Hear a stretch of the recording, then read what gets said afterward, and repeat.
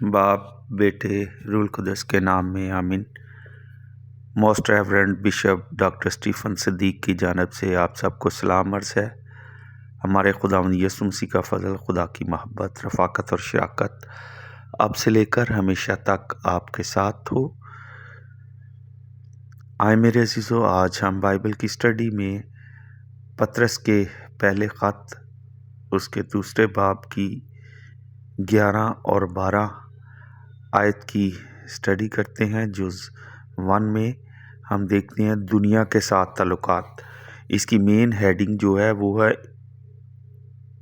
Number 2 पे ईमानदार के ताल्लुकात, जो दूसरे बाब से 11वीं आयत और उसकी चौथे बाब की 6ठी आयत तक है। और इसमें हम जुज़ नंबर 1 पे देखते हैं दुनिया के साथ ताल्लुकात, दूसरे बाब की 11वीं और 12वीं आयत। नंबर 1 पे हम देखते हैं दूसरे बाब की 11 आयत को बाकी ख़त ज़्यादातर इस बात को बयान करता है कि मसीहों का ज़िंदगी के मुख्तलिफ़ शोबों में रवैया कैसा होना चाहिए। पतरस ईमानदारों को याद दिलाता है कि वो दुनिया में परदेसी और मुसाफिर हैं और इसकी मोहर उनके तमाम तर्ज़ अमल पर होनी चाहिए। वो इन मैनों में परदेसी हैं कि वो एक गैर मुल्क में क़याम पजीर हैं जिसमें उन्हें शहरी हकूक़ हासिल नहीं। वो मुसाफिर इस लिहाज से हैं कि उन्हें थोड़े अरसा के लिए एक जगह क़याम करना होता है जो उनका मुस्तकिल घर नहीं होता। जब हम इस नसीहत को पढ़ते हैं कि जिस्मानी ख्वाहिशों से परहेज़ करो, तो हमारे जहन में फ़ौरन जिनसी गुनाह आते हैं, लेकिन इसका इतलाक़ इससे कहीं वसी है। इसका इशारा किसी भी ज़बरदस्त ख्वाहिश की तरफ है जो खुदा की मर्ज़ी के मुताबिक नहीं होती। इसमें हद से ज़्यादा खाना पीना, ज़्यादा सोना, ज़्यादा से ज़्यादा मादी अशिया जमा करने के पीछे भागना या दुनियावी ऐशो इशरत के लिए बेकरार रहना शामिल है। ये तमाम चीज़ें हमारी रूहानी सेहत से ख़त्म ना होने वाली जंग शुरू कर देती हैं। ये हमारी खुदा के साथ रफ़ाकत में रुकावट बनती हैं। ये हमारी रूहानी तरक्की रोक सकती हैं। नंबर 2 दूसरे बाब की 12वीं आयत को देखते हैं।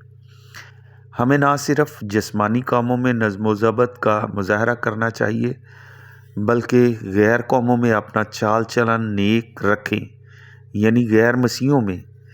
इस ज़माना में हमें दुनिया के मुताबिक अपने आप को नहीं ढालना चाहिए। हमें ढोल की एक मुख्तलिफ ताल पर कदम बढ़ाना चाहिए। खा कुछ भी हो, हम पर ज़रूर नुक्ता चीनी होगी कि जिस वक्त पतरस ने ये ख़त लिखा तो मसीहों पर इल्ज़ाम लगाया जाता था कि वो बेदीन हैं, क्योंकि वो बुत परस्तों के देवताओं की परस्तश नहीं करते। वो पसमानदा ज़हन और तारिकुल दुनिया हैं, क्योंकि वो मकबूल आम बुराइयों से दूर भागते हैं। वो हुकूमत के गद्दार हैं, क्योंकि वो एक आसमानी बादशाह के साथ वफ़ादारी का दावा करते हैं। इस किस्म की नुक्ता चीनी से महफूज नहीं रहा जा सकता, लेकिन ईमानदारों को किसी हालत में भी इन इल्ज़ामात का दफ़ा नहीं करना चाहिए। इनका इनकार सिर्फ मसलसल नेक काम करते रहने से करना चाहिए। तब इल्ज़ाम लगाने वाला मुलाहज़ा के दिन खुदा की तमजीद करने पर मजबूर हो जाएगा। मुलाहज़ा का दिन वो है जबकि खुदावंद किसी के पास आता है, खा ये आमद फ़ज़ल में हो, खा सज़ा देने के लिए। ये तरकीब लूका 19 बाब 41 आयत से 44 आयत में इस्तेमाल होती है। यसू यरूशलेम पर रोया क्योंकि उसने मुलाजा के दिन को ना पहचाना था, यानी यरूशलेम ने यह महसूस ना किया कि अलमसीह मोहब्बत और रहमत में आ चुका है। यहाँ इसका मतलब ये हो सकता है, नंबर 1, वो दिन जबकि खुदा का फजल नुक्ता चीनियों के पास आएगा और वो बच जाएंगे। नंबर 2, عدالت کا وہ دن جب کہ غیر نجات یافتہ خدا کے حضور کھڑے ہوں گے۔ ترسیس کا ساؤل پہلی تشریح کی مثال ہے۔ وہ استفنس پر الزام لگانے والوں میں شامل تھا، لیکن استفنس کے نیک کام مخالفت پر غالب آئے۔ جب دمشق کی راہ پر خدا اپنی رحمت میں اس کے پاس آیا تو تائب فریسی نے خدا کو جلال دیا اور استفنس کی طرح آگے بڑھا اور مسیح سے معمور زندگی سے دوسروں پر اثر انداز ہوا۔ خوبصورت زندگی جلالی خداوند کی تعظیم کرنے کے لیے آدمیوں کو ابھارتی ہے۔ جب وہ خدا کو انسانی زندگی میں موجود دیکھتے ہیں تو وہ بھی آسمانی رفاقت میں شامل ہونے کی کوشش کرتے ہیں۔ وہ ہماری خوش بیانی سے مروب نہیں ہوتے بلکہ ہمارے رویہ کی تابانی سے۔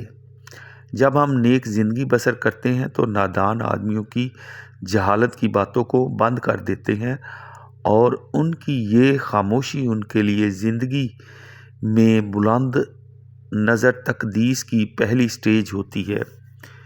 دوسری تشریح میں یہ خیال پایا جاتا ہے کہ غیر نجات یافتہ لوگ عدالت کے دن خدا کی تمجید کرنے پر مجبور ہو جائیں گے۔ ان کے پاس کوئی عذر نہیں ہوگا کیونکہ انہوں نے نہ صرف خوشخبری کو سنا ہی تھا بلکہ اپنے مسیحی رشتہ داروں، دوستوں اور پڑوسیوں کی زندگی میں دیکھا بھی تھا۔ تب خدا اپنے فرزندوں کے بے عیب کردار سے ظاہر ہوگا۔